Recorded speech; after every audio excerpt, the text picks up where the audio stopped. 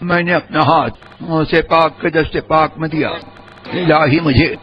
سے پاک کے مریدوں میں قبول فرما، قیامت کے دن ان کے گروہ میں اٹھا۔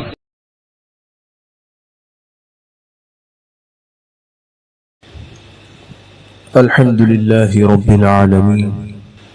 والصلاة والسلام على أشرف الأنبياء والمرسلين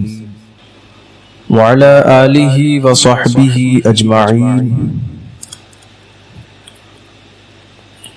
أما بعد فأعوذ بالله من الشيطان الرجيم، بسم الله الرحمن الرحيم،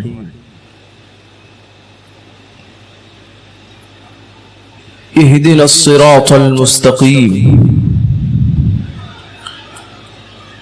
صراط الذين أنعمت عليهم غير المغضوب عليهم ولا الضالين، صدق الله المولانا العلي العظيم، وصدق رسوله النبي الأمين المتين الكريم،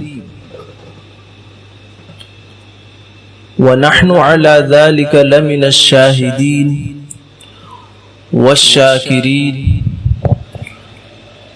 والحمد لله رب العالمين۔ محترم و مکرم عزیزان اہل سنت، بحمدہ تعالی آج جماعت رضائے مصطفیٰ کی جانب سے یہ بہت بہتر پہل ہوئی کہ الحمدللہ جس طرح جماعت رضائے مصطفیٰ برسوں سے عوام و خواص اہل سنت کے لیے رہنمائی کا کام انجام دیتی رہی ہے، اسی طرح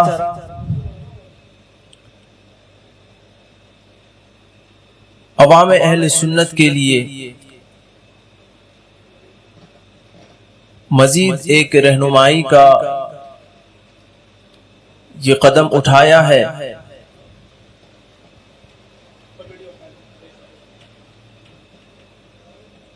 کہ عوام اہل سنت کے لیے ان کے عقائد کی مضبوطی کے لیے، ان کی عبادتوں کی صحت کے لیے ایک درس بنام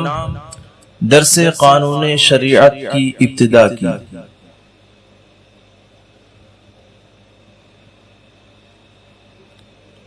عزیزان گرامی،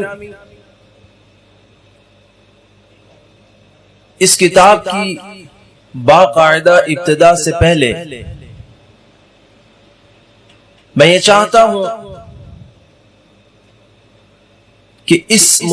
کتاب کے متعلق کچھ عرض و معروضات پیش کروں کہ اس کتاب کے درس کی ضرورت کیوں محسوس ہوئی، اور اس کتاب کی اہمیت کیا ہے، اس درس کی افادیت کیا ہے، اور یہ کہ اس درس یا اس طرح کی نشست کی ضرورت کیوں ہے۔ عزیزان گرامی، حمد و صلات کے بعد ابھی میں نے قرآن پاک کی ایک مشہور سورت کریمہ کے ایک جز کی تلاوت کا شرف حاصل کیا۔ قرآن پاک میں ہمیں یہ تعلیم دی گئی کہ ہم اپنے رب سے یہ دعا مانگیں، اہدنا الصراط المستقیم، اے ہمارے رب ہمیں سیدھا راستہ چلا۔ یعنی یہ تعلیم دی گئی کہ سیدھا راستہ چلایا، اس کی ہم دعا کریں اور پھر سیدھے راستے پر چلیں۔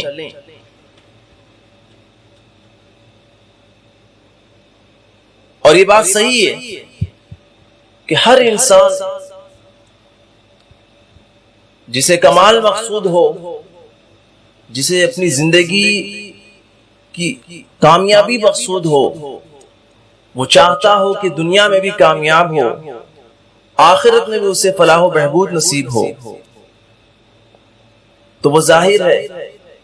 اگر وہ مومن ہے تو وہ ضرور یہ خواہش کرے گا، ضرور یہ چاہے گا کہ وہ سیدھے راستے پر چلے۔ تو سیدھا راستہ کیا ہے؟ پھر اس کے آگے تعلیم فرمائی کہ اس طرح دعا کرو، یہ تعلیم کہ اے ہمارے رب ہمیں سیدھا راستہ چلا، ان کا سیدھا راستہ جن پر تو نے انعام کیا۔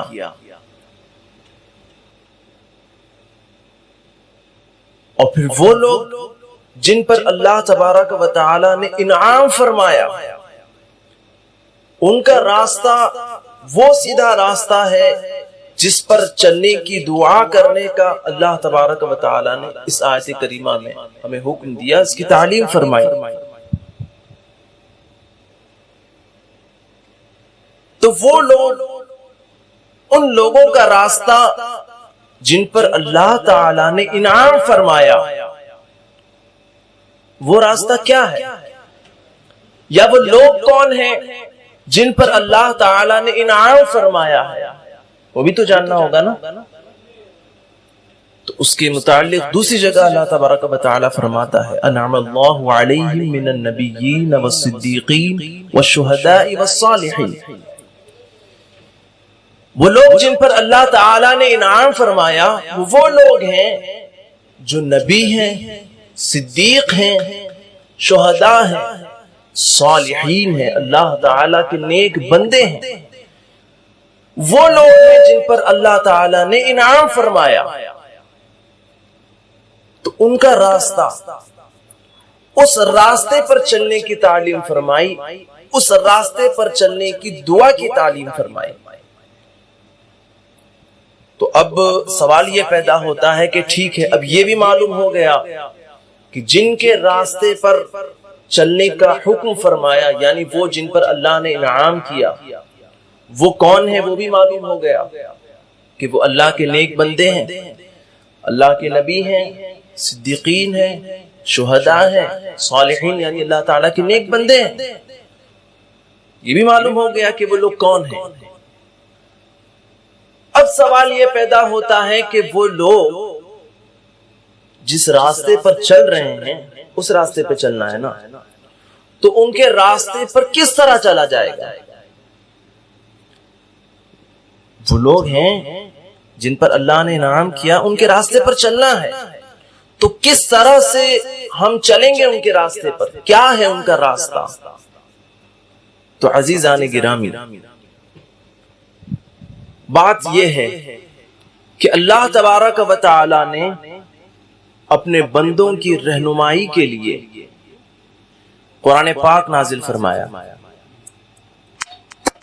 اس قرآن پاک کو سمجھانے کے لیے رسول پاک کو مبعوث فرمایا، اور رسول پاک نے قرآن پاک کی تشریح فرمائی،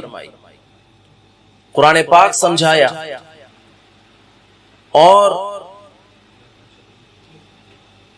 نعرہ تکبیر، نعرہ رسالت،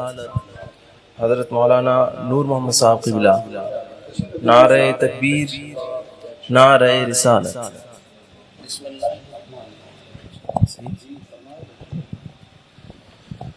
درود پڑھی، اللہم صلی علی سیدنا و نبینا و شفیعنا و مولانا محمد وعلی آلہ و اصحابہ وبارک وسلم، صلاۃ و سلام علیک یا رسول اللہ وعلی آلک و اصحابک یا شفیعنا یوم الجزاء۔ عزیزان اکرامی، میں یہ عرض کر رہا تھا کہ یہ بھی معلوم ہو گیا کہ وہ لوگ جن پر اللہ تعالی نے انعام فرمایا وہ کون ہیں، یعنی فرمایا کہ وہ لوگ ہیں جو نبیین ہیں، انبیاء کرام ہیں، صدیقین اعظام ہیں، شہداء کرام ہیں، اور صالحین کرام یعنی اللہ تعالیٰ کے برگزیدہ نیک بندے ہیں، یعنی یہ وہ لوگ ہیں جن پر اللہ نے انعام فرمایا، تو ان کے راستے پر چلنا ہے، تو جن کے راستے پر چلنے کی تعلیم فرمائی تو معلوم ہو گیا کہ یہ کون لوگ ہیں، یہ اللہ کے برگزیدہ بندے ہیں۔ تو اب ان کے متعلق تو معلوم ہو گیا، مگر ان کا جو راستہ ہے، جس راستے پر چلنے کی تعلیم فرمائی، جن کے راستے پر چلنے کا حکم فرمایا، ان کا راستہ کیا ہے اور ان کے راستے پر کس طرح چلا جا سکتا ہے؟ تو اللہ تبارک و تعالی نے بندوں کی رہنمائی کے لیے قرآن پاک نازل فرمایا، قرآن پاک کی تشریح و تفہیم کے لیے رسول پاک کو مبعوث فرمایا۔ حضور صلی اللہ تعالی علیہ وسلم نے لوگوں کو قرآن پاک سمجھایا، اس کی تشریح فرمائی، اس کی تفصیل فرمائی، اور وہ جو کچھ سرکار نے ارشاد فرمایا، جو کچھ قرآنی احکام بیان فرمائے دین اسلام کے، وہ آج احادیث کی شکل میں موجود ہیں، وہ ساری حدیث کہلاتی ہے۔ تو قرآن اور حدیث یہ وہ ہے جن سے ہمیں ہدایت ملتی ہے، اور اسے اللہ تبارک و تعالی نے لوگوں کی ہدایت کا سبب بنایا۔ تو اللہ تعالی نے قرآن پاک کو لوگوں کے لیے ہدایت بنایا۔ قرآن کا جو راستہ ہے، قرآن کی جو تعلیم ہے، وہی ہدایت کے راستے پر لے چلتی ہے اور وہی منزل مقصود تک پہنچاتی ہے۔ تو قرآن کی تعلیم اور قرآن پاک کا دکھایا ہوا راستہ وہ کیسے سمجھا جائے؟ تو ہر آدمی یا ہر عام مسلمان کی یہ بس کی بات نہیں ہے نا کہ وہ قرآن پاک کو اپنی سمجھ سے سمجھے، یا وہ حدیث پاک کو اپنی سمجھ سے سمجھے۔ ہر آدمی کے بس کی بات نہیں کہ وہ بغیر کسی استاد کے یا بغیر کسی رہنمائی کے ڈائریکٹ قرآن اور حدیث سمجھ لے۔ تو یہ وہ لوگ جن پر اللہ تعالی نے انعام فرمایا، وہ صالحین، صحابہ کرام، تابعین عظام، تبع تابعین کرام، اور اس کے بعد ائمہ مجتہدین، یہ وہ نفوس قدسیہ ہیں، یہ وہ صالح بندے ہیں اللہ تبارک و تعالی کے، یہ ہیں وہ صالحین جنہوں نے قرآن پاک کو سمجھنے کا علم حاصل کیا، قرآن پاک کے متعلق جو علم ہے،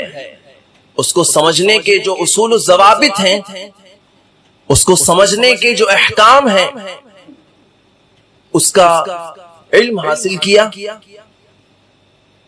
اور پھر انہوں نے اپنے علم کی روشنی میں قرآن و حدیث کو سمجھا۔ قرآن و حدیث کو سمجھنے کے بعد وہ پھر اس پر عمل کیے۔ جو قرآن و حدیث کا جو بتایا ہوا راستہ تھا، انہوں نے اپنے علم کی روشنی میں اسے سمجھا اور اپنی زندگی کو قرآن پاک کے بتائے ہوئے راستے پر، قرآن و حدیث کے بتائے ہوئے راستے پر چلایا، اس کو سمجھا، اور صرف سمجھا ہی نہیں اور صرف خود اس پر عمل نہیں کیا، بلکہ انہوں نے اپنے علم کی روشنی میں رب تبارک و تعالی کی جانب سے، اس کے فضل سے جو انہیں علم عطا ہوا تھا قرآن و حدیث کے فہم کا، تو انہوں نے جو سمجھا اور جس پر انہوں نے اپنی زندگی گزاری، جس راہ راست پر، تو انہوں نے وہ جو کچھ قرآن سے سمجھا تھا اسے تحریر فرمایا۔ قرآن و حدیث میں جو مسلمانوں کے لیے احکام بیان کیے گئے ہیں، ان احکام کو مرتب فرمایا، کتابیں لکھی اور بتایا کہ قرآن اور حدیث میں جو مسلمانوں کے لیے جو احکام بیان کیے گئے ہیں وہ یہ ہیں۔ اگر بندہ سیدھے راستے پر چلنا چاہے تو وہ قرآن و حدیث کے اس راستے پر چلے، اس لیے کہ زندگی کی اس موڑ پر یا انسان کے اس عمل میں اگر وہ صحیح راستے کی تلاش میں ہے تو قرآن یہ فرماتا ہے کہ اس پر عمل کرے، یہ طریقہ ہے، یہ مسئلہ ہے، یہی سیدھا راستہ ہے۔ تو انہوں نے جو اپنے علم کے مطابق ان صالحین، ان ائمہ مجتہدین، ان برگزیدہ بندوں نے جو قرآن و حدیث سمجھا اور ان پر اس پر جو انہوں نے عمل کیا، یعنی وہ جس راستے پر چلے اسی راستے پر جو چلنے کا حکم ہے، تو اس راستے پر، جس راستے پر وہ چلے، اس راستے کے متعلق جو نہیں جانتے تھے ان کی بھی رہنمائی فرمائی، کتابوں میں لکھا، قرآن و حدیث سے نکلنے والے مسائل بیان کیے کہ فلاں عبادت کے متعلق قرآن و حدیث میں یہ مسئلہ ہے، قرآن و حدیث یہ رہنمائی فرماتا ہے۔ نماز پڑھنا ہے، قرآن پاک میں نماز کا حکم ہے، تو نماز کتنی رکعات پڑھنی ہے، کیسی پڑھنی ہے، حدیث پاک میں اس طرح حکم ہے، کیونکہ عام آدمی قرآن و حدیث نہیں سمجھ سکتا، تو انہوں نے اپنے علم کے مطابق اسے سمجھا اور جو نہیں جانتے تھے ان کے لیے لکھ کر گئے، انہیں بتا کر گئے، لوگوں کو سکھا کر گئے، طلباء کو علم کی دولت سے نواز کر گئے،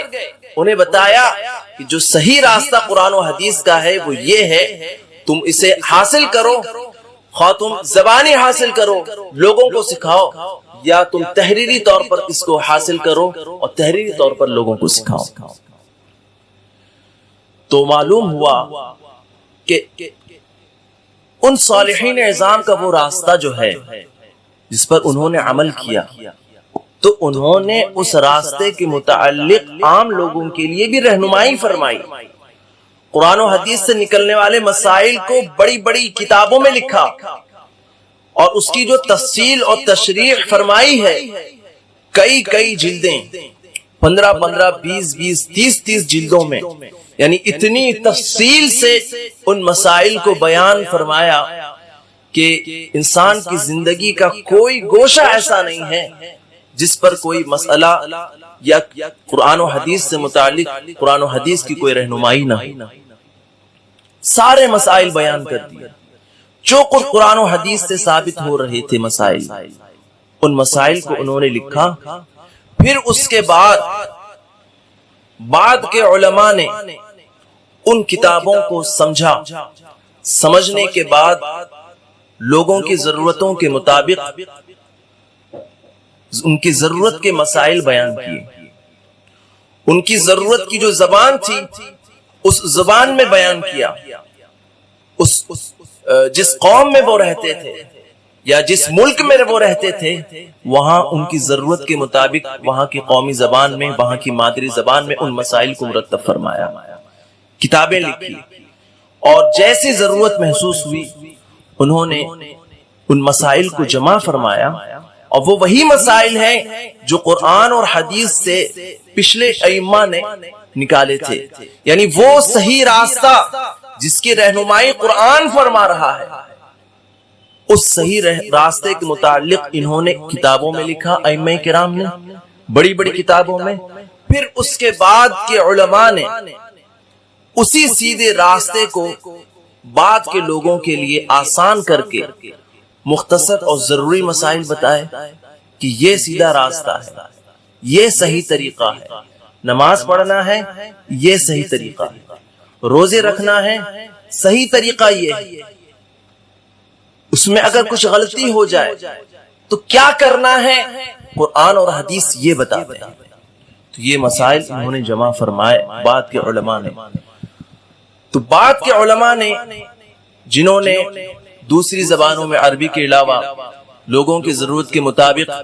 قومی زبان میں جو فقہ کی کتابیں لکھی، جو مسائل بیان کیے، جو رہنمائی کی لوگوں کی، ان کتابوں میں سے ایک کتاب قانون شریعت ہے۔ عوام و خواص کے درمیان معتبر کتاب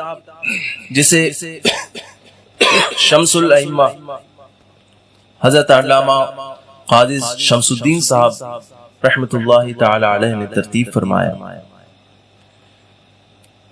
اس کتاب کی خاصیت یہ ہے کہ اس کتاب میں کثرت سے پیش آنے والے مسائل، یہ عام طور پر جن مسائل کی ضرورت پڑتی رہتی ہے ان مسائل کو بیان فرمایا گیا ہے۔ روزمرہ یا کثرت سے جن کا سابقہ ہوتا ہے، لوگوں کو، عام لوگوں کو جن کی ضرورت ہوتی ہے، ان کے مطابق عام سہل زبان میں، آسان زبان میں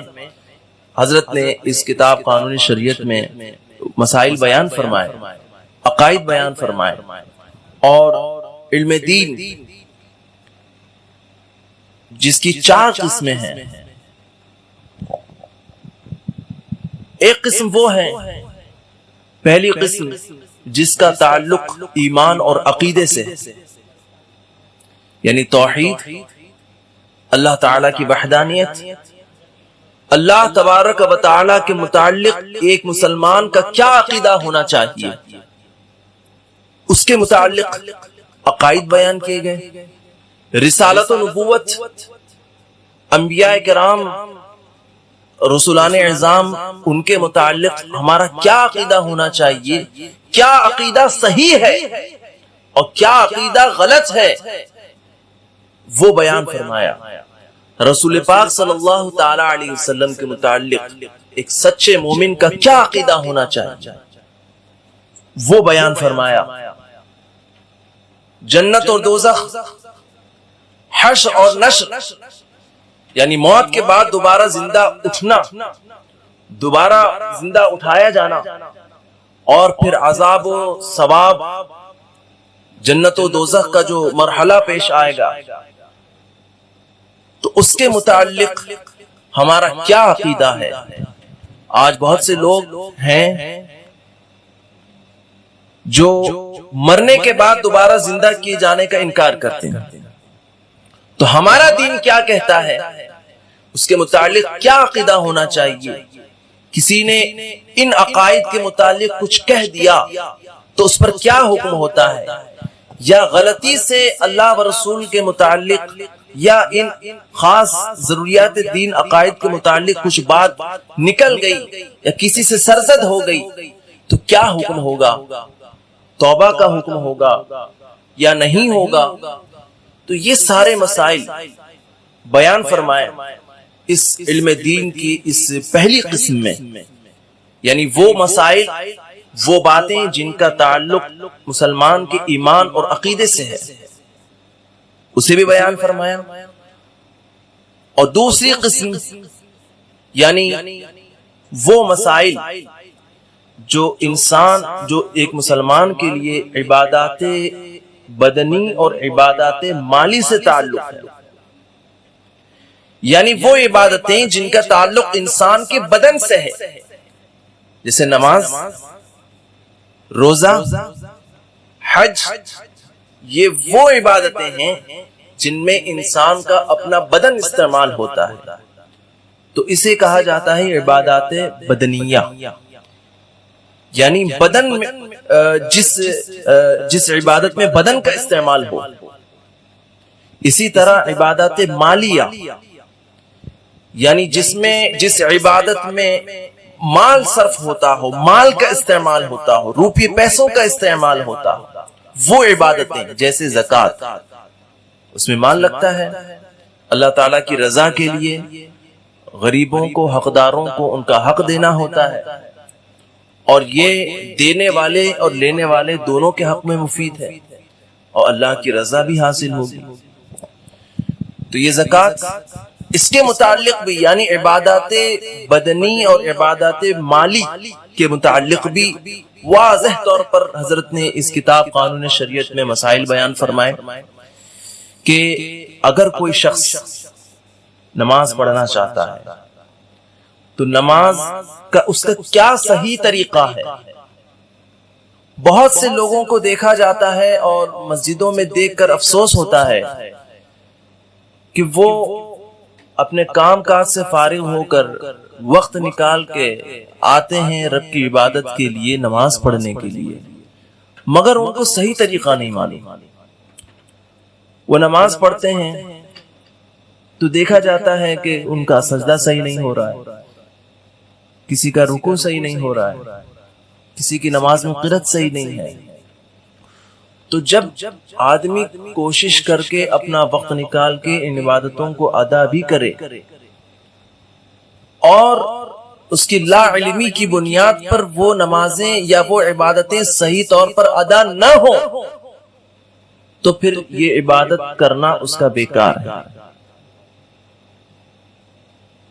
تو عبادت اسی وقت صحیح ہوگی اور اسی وقت لائق قبول ہوگی جب وہ صحیح طریقے سے نماز پڑھے۔ اگر اسی طرح بڑا ہو گیا اور جیسا تیسا لوگوں کو جیسا دیکھا اٹھ بیٹھ کرتے ہوئے ویسے ہی اٹھ بیٹھ کر اس نے نمازیں پڑھی، صحیح طریقہ نہیں معلوم کیا، یہ نہیں معلوم کیا کہ نماز میں کیا چیزیں فرض ہیں، کیا شرط ہیں، کیا واجب ہیں، کیا مکروہ ہے، کیا سنت ہے، کیا مستحب ہے۔ یہ نماز کے وہ ضروری مسائل ہیں جو ہر مسلمان کو جاننا ضروری ہے، لیکن اگر وہ شخص جس نے جانا نہیں اور بغیر جانے ہی اس نے عمل کیا تو پھر کہیں اگر غلطی ہوئی تو وہ برسوں سے ہو رہی ہے، اس کی برسوں کی نمازیں ادا نہیں ہو رہی۔ تو ضروری ہے کہ ہر مسلمان اپنی عبادتوں کو درست کرنے کے لیے ان کے مسائل جانے۔ اگر نماز پڑھ رہے ہیں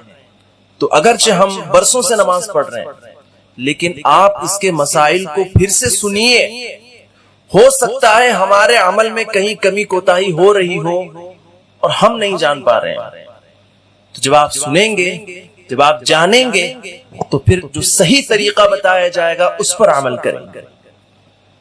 نماز میں کہاں کون سی بھول ہو گئی تو اس بھول میں پھر کیا کرنا ہے، کیا کرنا ہے، یہ سارے مسائل۔ اسی طرح روزے کے مسائل، روزہ کس چیز سے ٹوٹتا ہے، کس چیز سے نہیں ٹوٹتا، کس چیز سے مکروہ ہوتا ہے۔ اسی طرح اس کتاب میں تیسری قسم بھی بیان فرمائی عبادتوں کے متعلق، یعنی وہ عبادتیں جن کا تعلق انسان کے معاشرے سے ہے اور معاملات سے ہے، جیسے خرید و فروخت، کوئی چیز خریدنا بیچنا، اس کے بھی مسائل ہیں، اس میں بھی جائز ناجائز طریقے ہیں۔ تو کون سے طریقے سے بیع کرنا، کون سے طریقے سے خرید و فروخت کرنا جائز ہے، کس طریقے سے کسی چیز کو بیچنا یا خریدنا ناجائز ہے، کس طرح کی تجارت جائز ہے، کس طرح کی تجارت سے رسول پاک نے یا ہمارے دین نے منع فرمایا ہے، یہ آپ اسلام کے مطابق اپنی تجارت، اپنے معاملات اسی وقت صحیح کر پائیں گے جب آپ مسائل جانیں گے اور ان پر پھر صحیح عمل کر پائیں گے۔ اسی طرح نکاح اور طلاق کے متعلق، نکاح کے متعلق مسائل، حقوق زوجیت کے متعلق کہ ایک شوہر کا بیوی پر کیا حق ہوتا ہے اور ایک بیوی کا شوہر پر کیا حق ہوتا ہے۔ اسی طرح طلاق کے متعلق مسائل،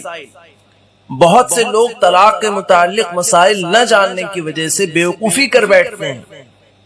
اور تھوڑی تھوڑی سی باتوں پر طلاق دے دیتے ہیں اور پھر اس کا وبال انہیں زندگی بھر بھگتنا پڑتا ہے۔ طلاق کے کچھ مسائل ہیں، طلاق دینے کے بھی کچھ طریقے ہیں، بتایا گیا ہے کہ طلاق دینے کی ضرورت پیش آئی تو اس طرح سے طلاق دو، اس طرح سے طلاق دینے پر آپ کو پچھتاوا نہیں ہوگا۔ تو اس کے مسائل جب آپ جانیں گے تبھی اس کے مطابق اپنی زندگی صحیح طور پر گزار سکیں گے۔ اسی طرح اس کتاب میں علم دین کی جو چوتھی قسم ہے، یعنی وہ عبادت، وہ عبادتیں جو جن کا تعلق انسان کی اخلاقیات سے ہے، جیسے صبر، شجاعت، امانت داری، اخلاق کے متعلق جو اسلام نے تعلیم دی ہے، کیا اخلاق ایک مومن کا ہونا چاہیے، تو اس کے متعلق بھی حضرت نے بہت آسان اور بہت بہتر انداز میں مسائل بیان فرمائے. تو انشاءاللہ تعالی آج سے ہر اتوار اس کتاب یعنی قانون شریعت کا درس ہوگا، اور آپ حضرات سے گزارش ہے کہ وقت کی پابندی کے ساتھ آپ اس درس کو ضرور سماعت کریں، بجائے لغویات میں ملوث ہونے کے. Mobile, T V, social media کی فضول ایکٹیویٹیز یا سیریل وغیرہ دیکھنا یا ویکلی شو وغیرہ دیکھنا، ان سب کے بجائے آپ دین کا علم حاصل کریں گے. یہ جو نشستیں قائم ہو رہی ہے، ان نشستوں کی جو تقریریں ہیں، جو مسائل ہیں، جو درس بیان ہو رہے ہیں، جب آپ یہ سنیں گے تو یہ وہ چیزیں ہیں کہ جب آپ اپنا وقت دیں گے اور سنیں گے تو یہ وہ چیزیں ہیں جن سے آپ اپنی دنیا بھی بہتر کر سکیں گے، آخرت بھی سنوار سکیں گے. لیکن اگر آپ نے اس وقت کو دوسری چیزوں میں، فضول چیزوں میں ضائع کر دیا تو وہ چیز نہ آپ کو دنیا میں کام آئے گی نہ آخرت میں کام آئے گی، بلکہ دنیا میں بھی گناہ ہوگا، آخرت میں بھی گناہ ہوگا. ایک عام مسلمان اپنے کام کاج میں مصروف ہوتا ہے تو وہ عموماً کتابیں اٹھا کر مسائل پڑھنے کی تکلیف نہیں اٹھاتا، کہ وہ اتنا وقت نہیں نکال پاتا کہ وہ کتابیں اٹھا کر جو مسائل بیان کیے گئے ہیں اسے پڑھ سکے. تو آپ یہ نہیں کر سکتے، تو یہ تو کر سکتے ہیں کہ جو علماء درس بیان کر رہے ہیں، مسائل بیان کر رہے ہیں، یا جن تنظیموں نے یہ مبارک عمل جاری کیا ہوا ہے کہ وہ علماء سے مسائل بیان کرواتے ہیں، ضرورت کے مطابق فی الوقت جس ٹاپک اور جس عنوان کی لوگوں کو ضرورت ہے، لوگوں کے متعلق ان عنوان پر علماء کرام سے تقریر کرواتے ہیں تاکہ لوگوں کی رہنمائی ہو. ادھر آپ کی رہنمائی ہو رہی ہے، اور اگر آپ اس پر توجہ نہیں دیے تو اگر آپ اتنا بھی نہ کر سکیں کہ کتاب نہیں اٹھاتے تو آپ اپنے گھر بیٹھے یا جہاں کہیں ہیں وہیں بیٹھے تو کم سے کم بیٹھے بیٹھے وہیں تو کم سے کم مسائل سن سکتے ہیں، اتنا تو کر سکتے ہیں. عزیزان گرامی، یہ بہت غنیمت کا وقت ہے، اسے غنیمت جاننا چاہیے کہ الحمدللہ یہ تنظیم جماعت رضائے مصطفیٰ جو حضور اعلی حضرت کی تنظیم ہے، اعلی حضرت نے اس کی سرپرستی فرمائی، پھر حضور مفتی اعظم نے سرپرستی فرمائی، پھر سرکار تاج الشریعہ نے سرپرستی فرمائی، اور ہر زمانے میں اس تنظیم کے ذریعے عوام و خواص اہل سنت کے لیے رہنمائی کی گئی. یہ جو رہنمائی ہو رہی ہے ہمارے مرشدان اعظام کی جانب سے، آپ